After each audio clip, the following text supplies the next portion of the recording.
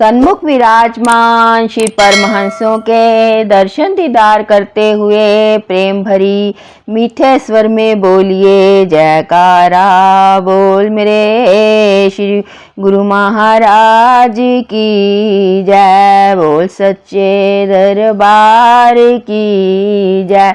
बोल अनंतपुरवासी भगवान की जय।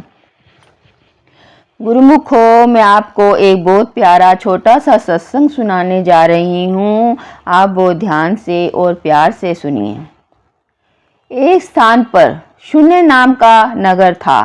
उसमें 3 राजपुत्र रहते थे, जिनमें से 2 तो अभी पैदा ही नहीं हुए थे और एक गर्भ में भी नहीं आया था। एक दिन में विपत्ति में फंसने के कारण दुखी होकर सोचने लगे कि बाहर जाकर धनोपार्जन किया जाए। बाहर जाकर मार्ग में उनको बहुत कष्ट हुआ। मार्ग में चलते चलते थक गए, एक भूख और प्यास से व्याकुल हो गए। अतः वे तीनों बालक 3 वृक्षों के कुंज की छाया में बैठ गए। वो 3 वृक्ष ऐसे थे जिनमें से 2 तो अभी उगे ही नहीं थे और एक का बीज भी नहीं बोया गया था। वहां पर बैठकर उन्होंने विश्राम किया और अमृत के समान सब ऋतु फलों का भक्षण किया। थोड़ी देर बाद वहां से उठकर वे आगे बढ़े तो उनको बहुत सुंदर निर्मल व शीतल 3 नदियां दिखाई दी, जिनमें से 2 तो जल रही थी और एक सूख गई थी। उन तीनों राजकुमारों ने उन नदियों में बड़े आनंद के साथ स्नान किया और जल का पान किया। तदुपरांत चलते चलते जब संध्या हो गई तो उनको एक भविष्य नगर दिखाई दिया। उन्होंने उस नगर में प्रवेश किया।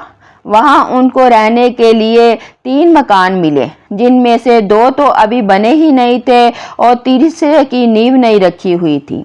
वहां रहकर उन्होंने 3 ब्राह्मणों को भोजन का निमंत्रण दिया, जिनमें से 2 के तो शरीर ही नहीं थे और तीसरे का मुंह ही नहीं था। उन तीनों ब्राह्मणों के 3 थालियों में भोजन किया, जिनमें से 2 थालियों में तो तला ही नहीं था और तीसरी चूर्ण रूप। तदुपरांत वे तीनों राजकुमार उस भविष्य नगर में अनंत पूर्वक अपना जीवन व्यतीत करने लगे। यह कहानी सुनकर गुरु वशिष्ठ जी ने राम जी से कहा, हे राम जी, सुना इस कहानी को। यह कहानी नितांत कल्पना प्रस्तुत है और वायु वस्त्र पर अंकित है, लेकिन अबोध बालक इसे सुनकर प्रसन्न हो रहा है। इस कहानी के ही समान यह संसार भी मात्र कल्पना पर ही आधारित है। कल्पना के अतिरिक्त कुछ भी नहीं है। अतएव संसार से सार नहीं है। सार तो केवल आत्मज्ञान है अथवा सत नाम है। इस सार पदार्थ का ज्ञान केवल संत सत्पुरुष ही करवाते हैं। संत चरणदास जी ने अपनी वाणी में इस प्रकार वो कहा है, हे मनुष्य, जग जाओ और विचार करो। यह संसार छल रूपी है, अर्थात यह देखने में जो प्रतीत होता है, लेकिन यह वास्तव में वैसा नहीं है।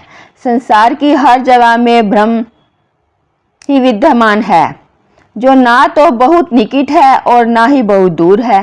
वैश्वत है। जो भी इस भ्रम को खोजता है वही इसे प्राप्त करता है।